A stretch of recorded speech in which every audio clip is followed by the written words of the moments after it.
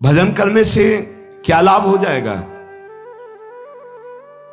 आप समस्त दुखों से छूट जाएंगे, आप अपने स्वरूप को प्राप्त हो जाएंगे, आपका परमात्मा स्वरूप से प्रेम हो जाएगा।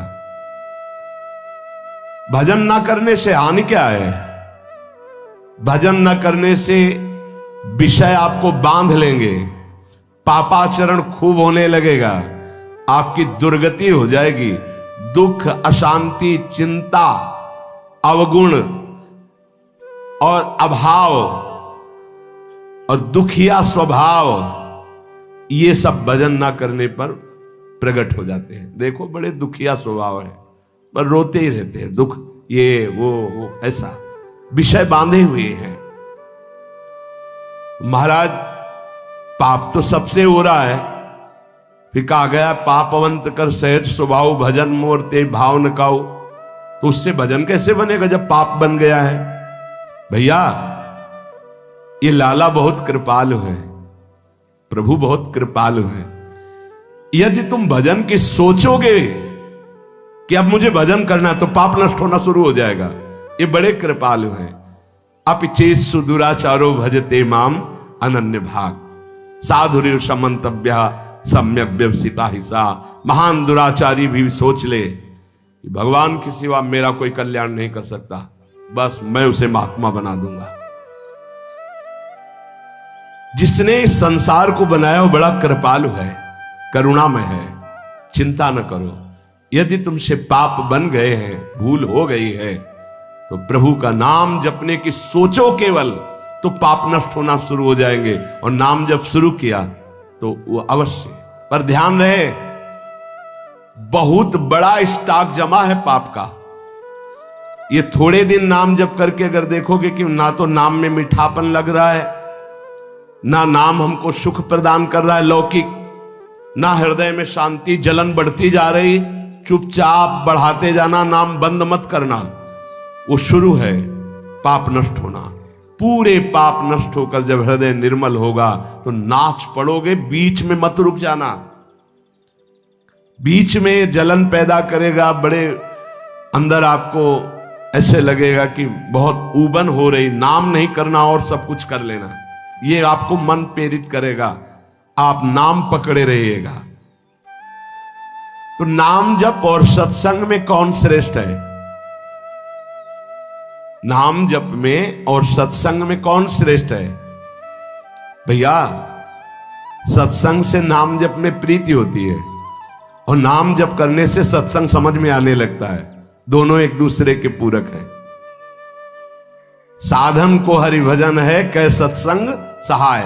सत्संग से नाम जप में रुचि होती है, और नाम जापक ही सत्संग के सही अर्थ को समझ पाता है, सही लाभ को ले पाता है। तो महाराज हमारा कहने का मतलब कि भजन में अधिक समय लगाना चाहिए कि सत्संग में? तो जो नया साधक है उसे अधिक समय सत्संग में देना चाहिए। वाणी पाठ, शास्त्र स्वाध्याय, सत्संग में बैठा, ये सब सत्संग के अंतर्गत आता है। और जो अनुरागात्मिका भाव को प्राप्त हो चुका है उसे थोड़ा समय सत्संग में और शेष समय एकांत में व्यतीत करना चाहिए, आंतरिक चिंतन। जैसे जब भाव का प्रादुर्भाव होता है तो फिर किसी शास्त्र के स्वाध्याय की रुचि नहीं रह जाती, क्योंकि निश्चय हो चुका है ना, लक्ष्य निश्चय हो चुका है, अब कुछ जानना है नहीं, बस अपने प्रीतम की लीला संबंधी, रूप संबंधी बातें, इसके बाद अब कुछ जानना नहीं, क्योंकि और कुछ पाना नहीं, और कुछ करना नहीं। अनुरागात्मिका भक्ति जब हृदय में बढ़ती है तो फिर इष्ट मिले और मन मिले, मिले भजन रस रीति, बस उससे चर्चा हुई और पूरा जीवन, पूरा समय एकांत चिंतन में, आंतरिक चिंतन में। शास्त्र और लोक व्यवहार ये सब अनुरागात्मिका भक्ति वाले को फिर आगे चलकर रुचते नहीं है, कुछ अच्छा नहीं लगता। अगर ये सत्संग न करना हो तो समय ही नहीं है ना। इसके लिए अंतर की वृत्ति को छोड़कर बाहर आना पड़ता है। कोई शास्त्र, कोई लोक व्यवहार, ये सब उसके अंदर नहीं रह जाता जो अनुरागात्मिका भक्ति का उपासक होता है। जो प्रेम लक्षणा भक्ति का उपासक होता है, विविध शास्त्रों का स्वाध्याय करना, विविध प्रकार की वार्ता सुनना, ये उसका स्वभाव नहीं होता है। उससे मन हट जाता है। बस आराध्य देव की वार्ता, आराध्य देव की सेवा, आराध्य देव का मंत्र, आराध्य देव का चिंतन, समिट गया। बाबा भजन करने में ये संचित कर्म बहुत बाधा देते हैं। क्या ये बात सही है कि जैसे भजन में लगे तो कहो इतनी प्रतिकूलता आ जाए, इतना दुख आ जाए कि आपका भजन छूट जाए? हां, भजन करने में संचित कर्म बाधा पहुंचाते हैं, पर दृढ़ता यदि है तो बाधा कुछ बिगाड़ नहीं पाएगी, आगे बढ़ जाएगा, बाधाएं नष्ट हो जाएंगी। प्रायः यदि गुरु वचनों पर दृढ़ नहीं है तो फिसल जाएगा और बाधा गिरा देगी। पूर्व के पाप, पारिवारिक मोह, विषय भोगों की इच्छा, कहो ऐसा अपमान का वातावरण कि तुम्हारा उपहास हो, तो लगेगा कब तक सहे, छोड़ो यार, वो बाधाएं उसे परास्त कर देंगी। बाबा कह रहे हां, भजन करने के लिए जब कोई कमर कसता है तो पूर्व संचित पाप बाधा डालते हैं, पर जिसका दृढ़ संकल्प हो गया है, पीछे कदम नहीं हटाना, इसमें ध्यान रखना, पीछे कदम नहीं हटाना। इतनी सीख ले लो, जितनी माला में पहुंचे उससे नीचे नहीं उतरना, जितना पाठ में पहुंच चुके उतना पाठ करना, जितना त्याग में पहुंच चुके उतना कदम मजबूत जमा लेना, पीछे मत हटना। हर बाधा आपको आगे बढ़ा देगी, पीछे नहीं हटाएगी। बाधा तो आएंगी, आती हैं, बड़े बड़ों के जीवन में आती हैं। देखो ना, राधा बाबा अनुष्ठान में बैठे तो पैर फिसला, टूट गया, अंग टूट गया। ये पूर्व संचित कर्म जो हैं, पाप कर्म, ये बड़े बड़ों को बाधा पहुंचाते हैं। बस दृढ़ता होनी चाहिए। संचित कर्म दृढ़ भाव वाले साधक के जीवन में कभी बाधा नहीं पहुंचा सकते। ये बातें पकड़नी चाहिए, नहीं प्रायः फिसलन हो जाती है। भजन करने वाले उपासक को इतना दृढ़ हो जाना चाहिए कि अब चाहे प्राण निकल जाए, अब मैं रुकूंगा नहीं, इस मार्ग को छोड़ूंगा नहीं, अब जो होगा देखा जाए, कोई बाधा नहीं परास्त करेगी। एक कदम कदम पे बाधा आती, कदम कदम पे, क्योंकि पूर्व पाप बख्शेंगे थोड़ी आपको, वो तो आपको गिराना चाहेंगे। और अगर भजन चल रहा है, नियम ले लिया, गुरु वाक्यों पर चल रहे हो, तो वो खुद नष्ट हो जाएंगे, क्योंकि असत कर्म है वो। ये सत है, सत को कोई काट नहीं सकता, सत को कोई गिरा नहीं सकता, पर बाधा आएगी। रुकना नहीं है, झुकना नहीं है, टूटना नहीं है, पक्का। ये रोज सत्संग में सुन रहे हैं, मानो आपको रोज वो युक्तियां मिल रही जिससे आप आगे बढ़े। इसमें दृढ़ता के लिए सबसे पहला सत्संग है। पर यह है कि कुसंग भी बहुत जोर का होता है। यद्यपि सत्य के आगे कुसंग क्या है, पर आपको परिणाम में अगर बताएं तो 10 साल का सत्संग और 10 दिन का कुसंग, इतना प्रभावशाली। तो आप कहेंगे फिर सत्य का इतना धीमे प्रभाव पड़ता है, इसलिए कि बहुत जन्मों से हमारी इंद्रियां और सब कुसंग में राजी रही है। जैसे इस बिल्डिंग को बनाने के लिए कितने महीने लगे होंगे, लेकिन इसको गिराने के लिए दिन चाहिए, केवल 1 दिन, 2 दिन, 3 दिन, बनने में वर्ष लगे होंगे। ऐसे ही साधना की ऊंचाई पर चढ़ने में समय लगता है, सत्संग की बातों को जीवन में उतारने में समय लगता है, लेकिन भ्रष्ट होने में नहीं होता। 5 मिनट में भ्रष्ट हो जाओ। सत्संग, सद्विचार रहना, दूसरा दृढ़ता का जो बाधा तुम्हें गिरा नहीं पाएगी। अब साधक के अंदर असद विचार पाए जाते हैं। ओखली पे सर रख दिया तो चोट गया, क्या गिनना। जब प्रभु के लिए जीवन अनंत जन्मों से भटक रहे हो, इसी में भटक रहे हो। बस समझ लो ये बाधा आई है तुम्हारे जीवन को बर्बाद करने के लिए। अगर लक्ष्मण रेखा से बाहर निकल गए तो मिट्टी में मिला देगी ये माया। मान लो प्रार्थना।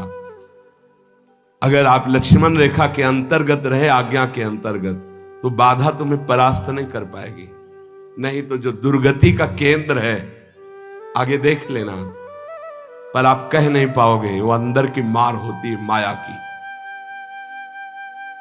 भजन करने वाले को संचित कर्म बाधा पहुंचाने के लिए आते हैं, पर बचा जा सकता है इसी से, सत्संग और सद्विचार। जीवन का हमारे जो बर्बादी का प्रभाव पड़ेगा पूर्व संचित कर्म, वो हमारे विचार बदलता है। ध्यान रखना, पहले बुरी दशा आने के पहले बुद्धि बदली जाती। जब साधक का विचार बदलता है तभी घबरा जाते हैं हम। अरे अरे ये क्या? पर वो आक्रमण विचार में करता है। कर्म पहले विचार को बदलता है। यहां कह रहे सत्संग और सद्विचार, तुम्हारे अंदर असद विचार आने ना पावे। हे, कौन से मन से तुमने हां कहा? कौन से मन से तुमने भगवत मार्ग में उत्साह बनाया? कौन से मन से तुमने संसार से बैराग लिया? अब उस मन को क्यों भूल गए? दूसरा मन कैसे आ गया? मतलब पूर्व संचित पाप कर्म तुम्हें गिरा रहा है और तुम गिर रहे हो जानबूझ करके। पर हाथ नहीं पकड़ोगे तो गिर जाओगे। हाथ पकड़ाने का मतलब कि मेरे मन में तो आ रहा है कि मैं ऐसा कर लूं, पर आपकी क्या आज्ञा है? बिल्कुल अवसर नहीं देता साधक। आपकी क्या इच्छा है? अवसर नहीं देता। सीधे बात, मैं ये नहीं करूंगा, मैं ये ऐसे मैं तब हंसी आती है। अय पूर्व संचित कर्म, तू मेरे से बलवान निकल गया, जा घसीट ले जा। आप क्या कर सकता हूं? मेरी कबड्डी के खेल में आउट हो गया है, नहीं पकड़ पाऊंगा। अगर उपासना में आपका प्रवेश है तो एक प्रार्थना मान लीजिए हमारी। आपका मन कह रहा है कि मैं खाऊंगा, मैं भोगूंगा, मैं देखूंगा, मैं ऐसे चलूंगा, मैं ऐसा, तो आप छूट दे दो गुरु को और इष्ट को कि प्रभु, एक बहुत बड़ी महान वक्ता हुई राबिया जी, ऐसा उन्होंने कहा था कि प्रभु यदि मैं स्वर्ग मांगू तो नरक भेज देना, जो मैं मांगू मेरी बात कभी पूरी ना करना। क्या? तो हम कम से कम इतनी तो गुरु को, इष्ट को जगह दे दें। महाराज, मेरा मन कह रहा है कि मैं भोगों में जाऊं, मेरा मन कह रहा है संसार में जाऊं, मेरा मन कह रहा है मैं ये नहीं कर पाऊंगा। आपकी क्या अनुमति है? आपका क्या स्वरूप है? आप क्या आज्ञा करते हैं? इतना तो जगह रखो। आप तो जगह ही नहीं रखते, पूरी लाइन क्लियर कर देते हैं, कोई अधिकार ही नहीं देते। नहीं, मैं ऐसा नहीं करूंगा, मैं ये नहीं कर पाऊंगा। तुम कुछ भी नहीं करने लायक हो। जिनकी कृपा से तुम कर रहे थे, वही कृपा तुम्हें आए हुए इस भारी आक्रमण से बचा लेगी, और आगे चलकर तुम्हें खुद रोना आएगा कि बचा लिया मुझे, नहीं तो आंधी आई थी और मुझे गिरा देती। भजन से हर संचित बाधाएं भस्म हो जाएंगी। ध्यान रखना, भजन करने वाले पर संचित कर्म बाधा डालेंगे, पर सत्संग और सद्विचार और भजन की दृढ़ता हर कर्म को भस्म कर देगी, हर बाधा को भस्म कर देगी। तुम्हारे जीवन में यदि किसी संत का संयोग है तो उसकी आज्ञा से जितनी जल्दी तुम्हारी इन बाधाओं का नाश होगा, उतनी जल्दी तुम्हारी साधना से नहीं होगा। इसलिए भक्तों के संग की बड़ी महिमा बताई गई है। यहां तक कि भगवान से भी बढ़कर भक्तों के संग की महिमा बताई गई। मोरे मन प्रवश विश्वासा, राम ते अधिक राम कर दासा। ये मान लो, ये जीवन बहुत ऊंचाई पर चढ़ाना है। आप अकेले नहीं चढ़ पाओगे। आप हाथ दीजिए और साथ चढ़ जाओ। तो बोले एक दो को चढ़ा दोगे, यहां तो हजारों कैसे चढ़ोगे? तो हमारे प्रभु का अब वेद नहीं पढ़े इसलिए नहीं जानते। सहस्त्र शीर खा पुरुखा, सहस्राक्षा सहस्त्रपात। वो अनंत हाथों वाला है, अनंत भुजाओं वाला, अनंत पाद वाला, अनंत नेत्र वाला, विश्वतः चक्षुर, वो विश्व नेत्र वाला है। अरे वो तुम्हें ऐसे गोद में लेकर पहुंचा देगा, तुम्हें चढ़ने नहीं पड़ेगा। उसकी करुणा दृष्टि हो जाए तो लूला लंगड़ा सुमेर पर्वत को पार कर जाए। मुकम करोति वाचालम पंगुम लंघयते गिरिम। इस अध्यात्म की चढ़ाई के लिए हम सबकी टांगे टूटी हुई है, तो हमको उठा के ले चलते हैं गुरुदेव। हमें हरि उठा के ले चल रहे हैं। पहाड़ लंघवा दिया, ये काम क्रोध लोभ मोह मद मत्सर, ये बड़े बड़े पहाड़ हैं, इसे लंघवा दिया। मुंह को होई वाचाल पंगु चढ़े गिरिवर गहन। सही पूछो तो इस चढ़ाई पर चढ़ने लायक नहीं, पर कृपा ने चोटी को लंघवा दिया। बार बार जैसे प्रारंभ हुआ था जहां से सत्संग, बार बार मन निहाल होता है, कितने करुणा में प्रभु, जब उनकी करुणा दिखाई देती। अरे साधारण जीव, विषयी जीव पहाड़ लांघ गया, बड़ा आश्चर्य। गृह कारज नाना जंजाला, ते अति दुर्गम शैल विशाला। काम क्रोध लोभ मोह मद मत्सर विशाल पहाड़ है, और एक छोटा सा साधन लांघ गया। तब लगता है कृपा में बड़ी ताकत। छोटा सांप का बच्चा गरुड़ को खा जाए, ऐसी सामर्थ हमारे हरि में है। मस्कई करे बिरंच सम, मच्छर को ब्रह्मा बना दे, ब्रह्मा को मच्छर बना दे, ऐसे प्रभु के शरणागत है।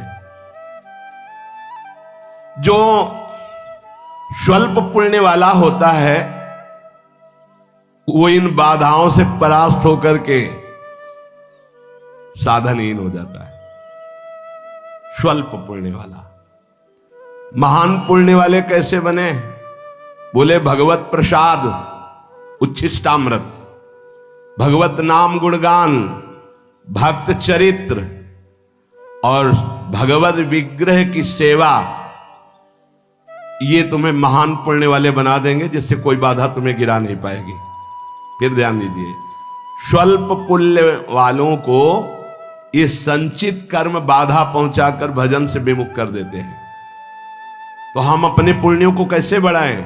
तो बोले भगवत प्रसाद पाओ, उच्छिष्ट, संतों की जूठन, प्रभु की जूठन, गुरुदेव की जूठन, जूठन ले पाइए। आदेश में सेवक जी महाराज करें कि ऐसे जो नाम गुण रूप लीला धाम में रमण करते हैं, उनकी अगर हमें प्रसादी मिल जाए तो हमारे सारे पाप नष्ट हो, हमारा सुकृत बढ़े। प्रसाद से बहुत सुकृतवान बनता है। अपने रोज पाते हैं, गुरुदेव का भी पाते हैं। सिंहासन में गुरुदेव भी तो विराजमान है, प्रिया प्रीतम विराजमान है, आचार्य विराजमान है। तो आराध्य देव, गुरुदेव, आचार्य, सबकी जूठन मिलती है जब भोग लगता है। और नाम गुणगान, वो भी कृपा से होता है। गुणगान होता है, अभी वाणी पाठ शुरू हो जाएगा, और नाम कीर्तन होता है। भगवत भाव में डूबे हुए भक्तों के पावन चरित्र, भक्त संग और भगवत विग्रह की सेवा, इससे बहुत जल्दी सुकृत एकत्रित हो जाते हैं और वो बाधाओं को परास्त कर देता है। सेवा मिले तो समझ लेना बहुत बड़ी बात हो गई। भगवत सेवा मिले तो चूक मत करना। छोटी सी भी पुष्प की सेवा भी, पीछे एक बार सुने हैं आप सेवा का प्रभाव, सूरदास जी के पद में आरती कर रहे उसका अलग प्रभाव, चंवर डुला रहे उसका अलग प्रभाव। एक एक सेवा, हमारे प्रभु बड़े उदार हैं, रीझ जाते हैं। जिस उपासक को संतों से प्रेम हो गया, उसका और कोई साधन बने या ना बने, कोई बाधा उसे परास्त नहीं कर सकती। आखिरी बात पूज्य बाबा कह रहे, जिसका संतों से प्रेम हो गया तो और कोई साधन बने ना बने। प्रेम का मतलब हमारा तो हिम्मत नहीं, हमारा तो मन नहीं, पर हम अपने गुरुदेव को दुखी नहीं कर सकते। हमारे चाहे प्राण निकल जाएं, हमसे कोई साधन बने ना बने, पर हमारे बड़े भाग्य हैं कि हमें ऐसे गुरुदेव मिले, हम उनको दुख नहीं दे सकते। श्री जी से सदैव यही प्रार्थना रहती है कि एक ही मांग है कि हमारे कभी ऐसे कोई आचरण न बन जाए जिनको सुनने के बाद गुरुदेव को दुख हो। बस इस जीवन में एकमात्र लक्ष्य है मेरे गुरुदेव की मुस्कुराहट। कभी ऐसे कोई आचरण न बन जाए, कभी कोई ऐसी बात न हो जाए जिससे गुरुदेव की श्रवण इंद्री में पड़े और वो दुखी हो जाए। उनको दुख दे दिया तो अब जीवन का कोई महत्व नहीं रहा। यही है प्रेम। अब जब ऐसा भाव रहेगा तो बाधा कौन सी परास्त कर पाएगी? कोई बाधा नहीं परास्त कर सकती। फिसलने पर भी गिरेगा तो गुरु की गोद में गिरेगा। इसीलिए आखिरी में कह रहे कि जिसे संतों से प्रेम हो गया उसे और कोई साधन ना हो तो भी बाधा परास्त नहीं कर सकती। क्या संतों का प्रेमी भक्त जो है उसको फिर मनुष्य जन्म मिलेगा? अगर वो मनुष्योचित कर्म करेगा तो मनुष्य जन्म मिलेगा। अगर वो भागवतिक कर्म करता है तो भगवत प्राप्त हो जाएगा। एक राधा वल्लभ जी के उपासक थे। एक समय उनको बुखार और सन्निपात हो गया, तो सन्निपात में भी वो गा रहे थे बनी श्री राधा मोहन जी की जोरी। उड़िया बाबा कह रहे हैं, एक राधा वल्लभ जी के उपासक थे, उनको सन्निपात हुआ, बुखार हुआ, तो बेशुद्ध अवस्था में भी गा रहे थे बनी श्री राधा मोहन जी की जोरी। और एक ठेकेदार था, उसको जब सन्निपात हुआ तो वो ये कह रहा था कंकड़ लाओ, ईंट रखो, और गालियां बक रहा है, तू खड़ा क्यों है? सन्निपात में बोल रहा है। बोले जो संतों का प्रेमी होता है, भगवत प्रेमी होता है, जो भगवत प्रेमी होता है तो मूर्छावस्था में भी भगवत स्मृति रहती है। अब उसका मनुष्य जन्म कैसे हो जाएगा? अगर वो सांसारिक कार्य वाला है, भगवत भजन नहीं करता है, तो फिर उसके कर्म के अनुसार उसका जन्म होगा। सदा तदभाव भाविता वाला महापुरुष कैसे जन्म ले सकता है? अगर जन्म होगा तो वो कर्म बंधन युक्त नहीं, वो जगत पावन करने वाला होगा। जैसे अपने लोग संतों को कहने लगते हैं तो भगवान के अवतार हैं, तो वास्तविक वो अवतार ही है। वो कर्म बंधन से नहीं आए, वो भगवत प्रेरित होकर, वो भगवत प्रताप रूप से अवतरित हुए जगत मंगल करने के लिए। तो हमारा उद्देश्य भगवत प्राप्ति। पैर ऐसे जमाओ कोई भी प्रलोभन या भय तुम्हें इससे गिरा ना पावे। आपके अंदर आएगा, काम भोग करने की इच्छा आएगी, नाना प्रकार के पदार्थों की इच्छा आएगी, इच्छा होती है। ये चारों बहुत बड़े मतलब विक्षेप पहुंचाने वाले हैं। उससे हम निकलने की जो चेष्टा करते हैं तो उसमें जलन होती है, उसको ना सह पाना, जलन को ना सह पाना, ये कषाय होता है, ये गिरा देता है। जब मन जलता है तो लगता है अब कुछ भी हो इसकी जलन मिटानी है। कैसे मिटेगी? भजन की पूर्णता के लिए इन चार बाधाओं का त्याग करना चाहिए। ये लय कैसे मिटाया जा सकता है? जो अति भोजन करते हैं वो इस बाधा को कभी नहीं हटा सकते। अति भोजन एक तुम्हारी भोजन की नियमावली बन जानी चाहिए, इतने में काम हो जाएगा। कई बार चर्चा की है, दोबारा परोसने की भावना का त्याग कर दो, एक बार परोसा लीजिए। ये हम बहुत अच्छे अच्छे संतों को देखा है, अच्छे साधकों को देखा है, ये बार बार परोसना और बार बार गरम गरम लेना ये अपने लिए ठीक नहीं है। मान लीजिए हमारी प्रार्थना, एक बार लीजिए, दाल इतनी, हाँ ठीक है, सब्जी इतनी, ठीक है, मीठा इतना, हाँ ठीक है, रोटी 4 रख दीजिए, 8 रख दीजिए, जितना पाते एक बार। और अब दोबारा हमें जरूरत नहीं पड़ेगी, आप अन्य संतों को दीजिए। बस एक बार परोसा लिया, नाम जप करते हैं आराम से उसे पा लिया। एक बार नियम बनाओ, अच्छी से अच्छी वस्तु बस एक बार परोसा लो। उसमें क्या होगा? एक ही दोना में खीर तो होगी, एक बार लेना है। देखो हम साधना कर रहे हैं, यहां निषेध है। लय ये बहुत बड़ा बाधा है भजन के लिए। तो अति भोजन इसका त्याग कीजिए। किसी किसी के शरीर की आवश्यकता होती भोजन की इतनी इतनी, वो आप एक बार में ले लीजिए, हम छूट देते हैं। 10 रोटी ले लीजिए, कोई निषेध नहीं। आप सहज में पचा लेते हैं, आप मेहनत करते हैं, आप भजन करते हैं, ले लीजिए, एक बार में ले लीजिए। देखो आप करके देखो, आप एक बार में परोसा लीजिए उतनी वस्तु जितना आपको परोसना। आपको ऐसा लगता है कि एक बार में जैसे दाल ली, 2 छोटा दोना, हमारा काम नहीं चलता, तो आप बाबा जी हो, रच का पात्र रखो। अपना रच का पात्र लेकर के गए, भाई इसमें डालो, इसमें डालो, तो ठीक है। आपको लगता है कि खीर आदमी ज्यादा आसक्ति है, तो 1 चम्मच दाल और 1 चम्मच खीर मिला करके पी लीजिए, आसक्ति खत्म हो जाएगी। आपको लगता है कि गुलाब जामुन बहुत प्रिय लगते हैं, तो सब्जी से सान के पा लीजिए गुलाब जामुन, ठीक हो जाएगा।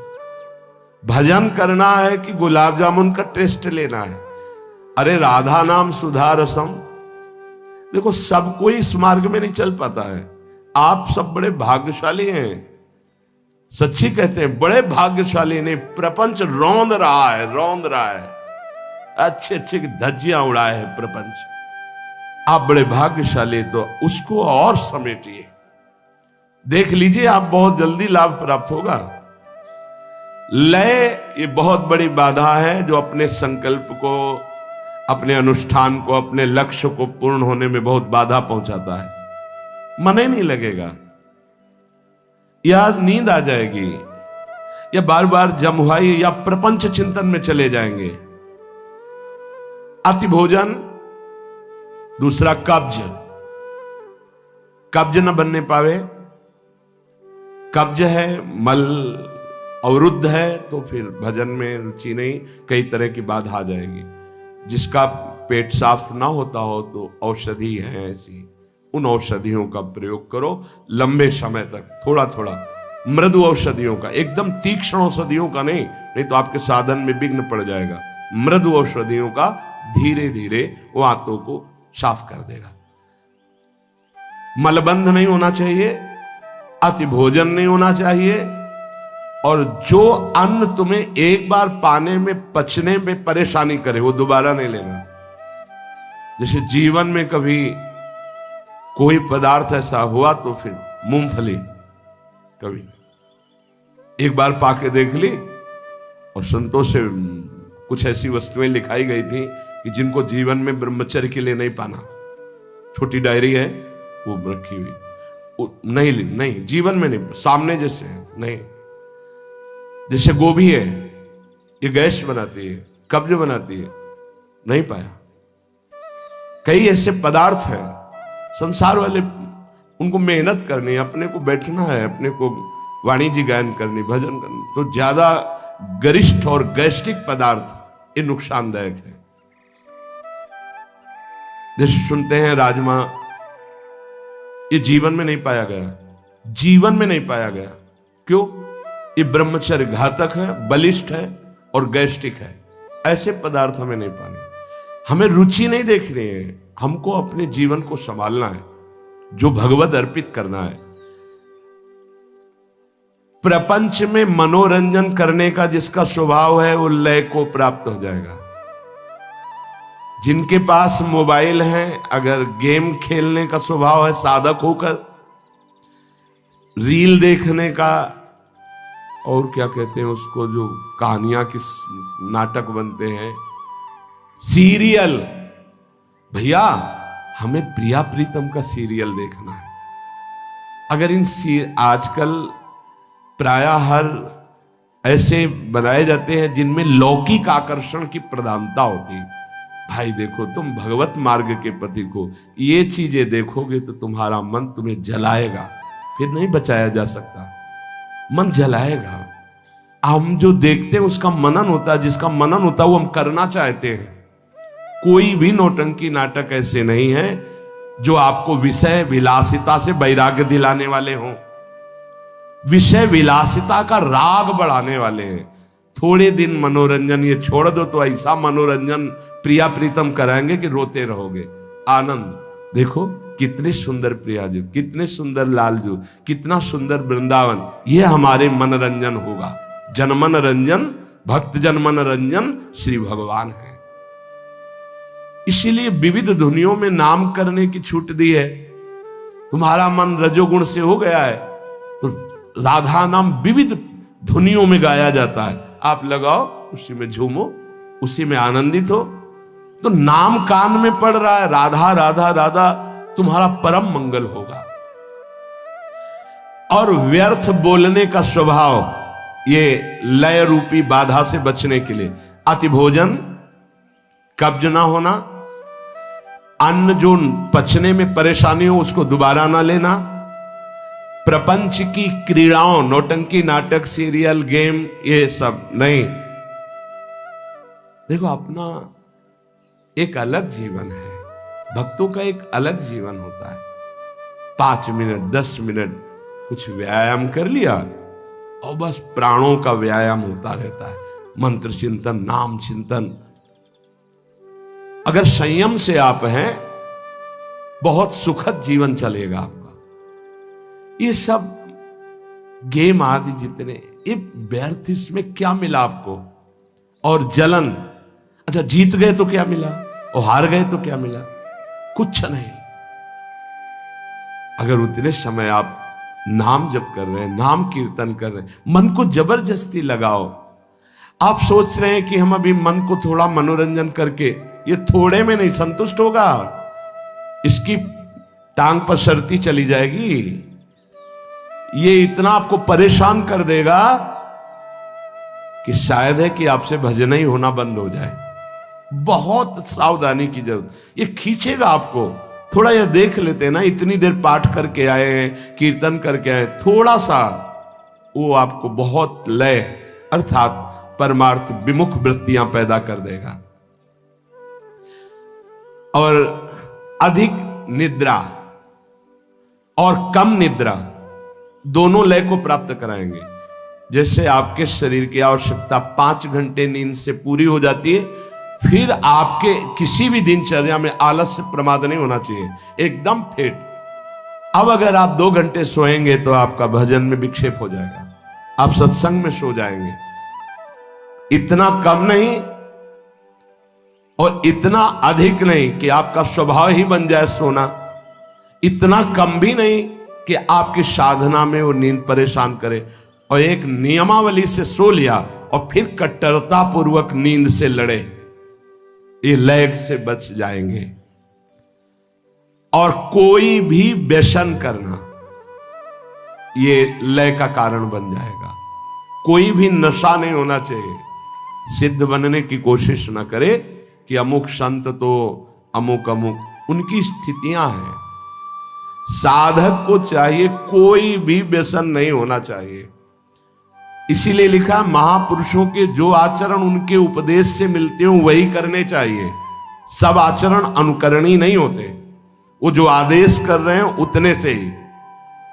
जब भगवान शंकराचार्य जी ने मछली खा ली तो कुछ शिष्यों ने खा ली कि गुरुजी ने खा लिया। अब आगे गलता हुआ कांच पिया, अब उनकी हिम्मत नहीं थी। ऐसे किया तो मछली जिंदा निकल आई, उन्होंने ऐसे ऐसे किया तो सब वहां लीवर में पहुंच चुकी थी। जो उपदेश के अनुसार आचरण हो महापुरुषों के, वो अनुकरण किए जाते हैं। जो उनके उपदेश से आचरण न मिलते हो, वो परिणाम है आपकी महिमा। कोई भी व्यसन नहीं होना चाहिए उपासक के जीवन में। हमें लगता है कि बड़े धन्यवाद के पात्र है, कोई उपासक अभी तक तो एक भी नजर नहीं आया कि किसी भी तरह का कोई तंबाकू या किसी भी तरह का कोई मादक द्रव्य। तो धन्यवाद है कि बड़े कृपा पात्र हैं आप सब जन। जो गृहस्थी में उपासक हैं वो भी सावधान रहे, कोई भी व्यसन नहीं होना चाहिए। आपके अंदर जब नाम का व्यसन चढ़ेगा तो एक मादकता अपने आप चढ़ती है। अगर अन्य व्यसन करेंगे तो नाम निरंतर नहीं जप लेंगे। जिसके मुख में तंबाकू है, सिगरेट है, पान मसाला खाओगे, नाम नहीं चल पाएगा। तुम्हारी इतनी हिम्मत नहीं है कि रजोगुणी मुख में मसाला हो और तुम्हारी चित्तवृत्ति भगवदाकार हो। नहीं, कोई भी व्यसन नहीं होना चाहिए, तो लय से बच जाओगे। अतिभोजन, मलबंध अर्थात कब्ज नहीं होनी चाहिए। वो अन्न नहीं पाना चाहिए जो पचने में परेशानी करता है। कोई भी प्रपंच की क्रीड़ा नहीं देखनी चाहिए, जिसे सीरियल, नौटंकी, नाटक के फिल्म आदि। और अधिक नींद और कम नींद दोनों नहीं होनी चाहिए। युक्त, जितने जीवन के लिए आवश्यक है उतनी नींद। और कोई भी व्यसन ना हो तो लय से बच जाओगे। दूसरा है विक्षेप। विक्षेप विषयों का होता है। यह अनात्म वस्तुओं के संयोग से सुख लेने की इच्छा बहुत जन्मों से ये संस्कार चला रहा है, आपके अंदर आएगा, काम भोग करने की इच्छा आएगी, नाना प्रकार के पदार्थों की इच्छा आएगी। इच्छा होती है, इसी को बंधन कहते हैं। इसी विक्षेप को जो जीत लेता है वो बंधन मुक्त हो जाता है। इच्छा का त्याग करना ही परमार्थ के पथिक का परम कर्तव्य होता है। इच्छाओं का त्यागी होना चाहिए, जा ही न चाहिए कबहू कछु। इच्छा त्यागी मतलब विक्षेप का त्यागी। यही विक्षेप पड़ता रहता है। विक्षेप है विषय प्रियता। अनात्म पदार्थों में सत्यत्व सुख बुद्धि, ये विक्षेप है। उपासक अंदर से देख ले, ये विक्षेप क्रिया भले न हो लेकिन चिंतन होता है, इसका अस्तित्व बना रहता है। विक्षेप पड़ता रहेगा आपके जीवन में, आप अशांत रहेंगे, आप जलेंगे, आप खुद ऐसे आचरण करेंगे जो आपको बांध देंगे, आपको क्लेश पहुंचाएंगे, भजन साधना छूट जाएगी। ये चारों बहुत बड़े मतलब विक्षेप पहुंचाने वाले हैं। पहला लय और दूसरा विक्षेप। विषय प्रियता, विषय भोगों में सुख, सत्यत्व बुद्धि, इसका त्याग करना पड़ेगा। वैसे जब कभी आपका मन किसी विषय में जाए तो उससे बचने का उपाय बहुत जोर जोर से जल्दी जल्दी से नाम करना, तो वो संस्कार नहीं बना पाएगा। पर उस समय आप देखना, अगर आप नाम जप करें उसकी रफ्तार धीमी करके एकदम बंद करवा देगा, गाढ़ विषय चिंतन कराएगा और साधक सहयोग कर देता है मन को। फिर परेशान होकर के डोलता है घंटों, मेरा मन नहीं लगता, मेरा मन अशांत है, मैं क्या करूं, मेरा मन ऐसा, मेरा मन। तो दवा क्यों नहीं ली समय पर? जिस समय तुम्हारा मन विषय में गाढ़ चिंतन कर रहा था, उस समय तुमने चिंतन करने क्यों दिया? नाम कीर्तन क्यों नहीं किया? उस समय जोर जोर से कीर्तन क्यों नहीं किया? रफ्तार से कीर्तन क्यों नहीं किया? उसको अवसर क्यों दिया चिंतन का? हर विक्षेप की काट भगवत चिंतन है। उस समय चिंतन ना बने तो कीर्तन करो। उस समय किसी भी तरह विषय चिंतन का अवसर ना दो। हृदय जलाएगा, तुम्हें परेशान करेगा, पर तुम उस परेशानी से परेशान मत हो। यही सबसे बड़ी तपस्या है। जीत जाओगे, जीत जाओगे। नहीं, हरि गुरु बड़े कृपाल हो, बार बार तुम्हें वही सब देंगे। देख लो, करके देख लो क्या मिलेगा। फिर वही ज्वाला, फिर वही परेशानी, फिर वही चिंता। जितनी जल्दी तुम इच्छा रहित होगे, जीवन मुक्त हो जाओगे। इच्छा रहित होने का सीधा उपाय, जब आपका अंदर विषय चिंतन चल रहा है, नाम कीर्तन बहुत जोर से होना चाहिए। उसको अवसर मत दो चिंतन का। विक्षेप का कारण ये भोगों के प्रति सत्यत्व बुद्धि, सुख बुद्धि है। कषाय, कषाय कहते हैं जो भोगा आवरण आपको ढके हुए है, उससे हम निकलने की जो चेष्टा करते हैं तो उसमें जलन होती है। उसको ना सह पाना, जलन को ना सह पाना, ये कषाय होता है। ये गिरा देता है कच्चे साधकों को, अधकचरे योगियों को ये भ्रष्ट कर देता है। कषाय, मन का दुलार करने की आदत, मन की जलन को अपनी जलन मान के उसके मिटाने का उपाय करना, अर्थात भोगों के कवच से निकलने की चेष्टा जो हमको दृढ़ता पूर्वक करनी चाहिए, तो हम दुलार कर देते हैं वहां मन का। जब मन जलता है तो लगता है कुछ भी हो, इसकी जलन मिटानी है। कैसे मिटेगी? भजन से। चलो थोड़ा घूम आते हैं, चलो थोड़ा मोबाइल देख लेते हैं, टीवी देख लेते हैं, थोड़ा जो कह रहा है आज कर लेते हैं। ये कभी तुम्हें आगे नहीं बढ़ने देगा। ये कवच की तरह तुम्हें बांध के रखेगा उसी विषय चिंतन में, उसी जलन में। ज्यादा दिन टिक नहीं पाओगे परमार्थ में। बहुत सूरवीर का मार्ग है ये, बहुत सूरवीर का। यार श्वास श्वास पे तीर और बर्छियों की तरह प्रहार करते हैं काम, क्रोध, लोभ, मोह, मद, मत्सर। गुरुदेव की कृपा ही कवच है। कृपा क्या है? वो जो उपदेश कर रहे हैं उसे मान लो, यही गुरु कृपा है। ये मन पर जो भरोसा कर लेना, ध्यान दीजिए, मन पर भरोसा कर लेना कि अगर ये जो मांग रहा है हम दे देंगे, शांत हो जाएगा। धोखेबाज, भारी धोखा खा रहे हो आप, बहुत बड़ा धोखा खा रहे हो। ये मन तुमको फंसा के और जला देगा। ध्रुवदास जी महाराज कह रहे हैं, विषय चुगा जिन चुगय मन, चुगत कछुक सुख होए, फिर फांसी ऐसी लगे तेषम दुख न। मन कहता है एक बार ये चख लेते हैं, भोग लेते हैं, बहुत जलन हो रही, एक बार तो देख लेते हैं, फिर शांत हो जाएगा। आप राजी हो गए? इसमें लिखा है, भोगाकर्षण पर मन पर दया कर देना, दोस्ती कर लेना। चलो ठीक है, अच्छा ऐसा कर लेते हैं। उसके हटाने में जो क्लेश उसे ना सह पाना, अब क्या करेगा? 5 मिनट के लिए तुम्हें शांति दे देगा कि हाँ राधा राधा राधा राधा, बड़ा शांति मिली। अब इसके बाद जब आएगी उसमें ज्वार भाटा, फिर दोबारा कितने मिनट बाद आती है, लौट करके कुछ कहा नहीं जा सकता। हो सकता है थोड़ी ही देर में आ जाए, हो सकता है शाम तक। अब जब आएगी तो तुम्हारी ताकत नहीं कि तुम रोक सको, तुम्हारी दस्तखत करने की जरूरत नहीं, वो घसीट लेगा तुम्हें। अगर पहली बार में ही लड़ गए, नहीं नहीं छूंगा, नहीं करूंगा, नहीं भोगूंगा, नहीं देखूंगा, नहीं राधा राधा राधा राधा राधा, इसको सह गए तो कषाय को मिटा दिया। जो विषय भोगों का कवच तुम्हें बंदी बनाया था, तोड़ दिया तुमने, चक्रव्यूह को तोड़ दिया इसके। ध्यान दीजिए, मन पर दया नहीं करनी, मन पर दुलार नहीं करना, मन की जलन को अपनी मानकर टूटना नहीं है। जल गंदा सोचता है तो जलेगा नहीं, और क्या होगा? अगर आप उसकी जलन को बता दिया किसी से तो सह नहीं पाओगे। समझ लीजिए, इसके ये युक्तियां हैं जिससे जीता गया है इस विषय पर।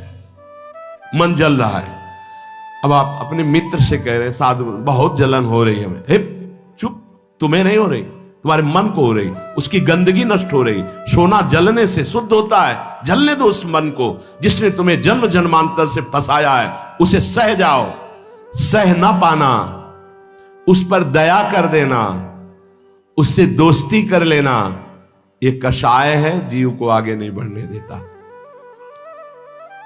चौथा, रसास्वादन, भोजन में, रूप में, बाहरी सांसारिक पद में, धन में, भोगों में, एक जो स्वाद है वो तुम्हारी स्मृति में बैठ जाता है। ऐसे से ऐसा खाया था बनवा के, बड़ा यार स्वाद मिल, या दोबारा मिलना चाहिए। वो कहां जाए, किससे मांगे, कैसे करें? ऐसे हर भोग, हर चेष्टा, रसास्वाद जो प्रकृति का है वो बांधे रहता है जीव को, वही बांधे रहता है। जिस पर आपका रसास्वाद संबंध बन गया उसको तो मिटाना ही मिटाना है पक्का। वो चीज मत खाओ, उस व्यक्ति से मत मिलो, उसको मत देखो, वो क्रिया मत करो, वो सामग्री अपने पास मत रखो जिसका तुमने स्वाद ले लिया और जिसमें तुम बंध गए हो, हटा देना चाहिए। कई बार जैसे किसी विशेष सामग्री के लिए आए तो गुरुदेव ने कहा उठा करके परिक्रमा मार्ग में रख दो। ऐसे समय रखो, रखते समय कोई देखे ना, बस आपका क्या संबंध, रख दो आप। क्या हुआ, एक बार गुरुदेव भगवान के यहां अनुपस्थिति में कोई नया गैस चूल्हा, नया सिलेंडर और वो जो ऐसे जिसमें पकाया जाता है कुकर, ये सब पात्र, सब पूरी रसोई की सब, अब महाराज जी लकड़ी से चूल्हे में बस ऐसा।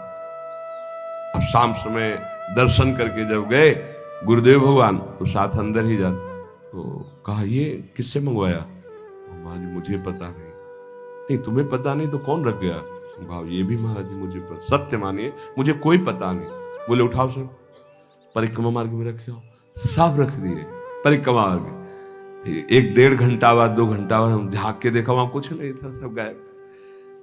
अपने को क्या मतलब, एक रख गया, एक उठा के वहां रख दे। जिस चीज में तुम्हारी प्रियता हो, स्वाद जिसमें तुम्हारा बंध गया हो, उसको तो हटा देना चाहिए। जैसे कई बार पूछा जाता है आपकी क्या पाने की इच्छा है, पूरे खोजने पर यही पता चलता है राधा नाम पाने की इच्छा है और कुछ नहीं पाने की इच्छा। तो सब हंस देते हैं, नहीं आज कुछ विशेष, हाँ विशेष क्या, राधा नाम और कुछ नहीं। अंदर ढूंढने पर पता ही नहीं चलता, एक ही बात पता चलता है, बस इसका स्वाद मिल जाए, प्रियाजू के नाम का स्वाद मिल जाए, मंत्र का स्वाद मिल जाए। जो गुरुदेव स्वाद लेते हैं, रोम रोम पुलकित हो जाता है, कंपायमान हो जाता है।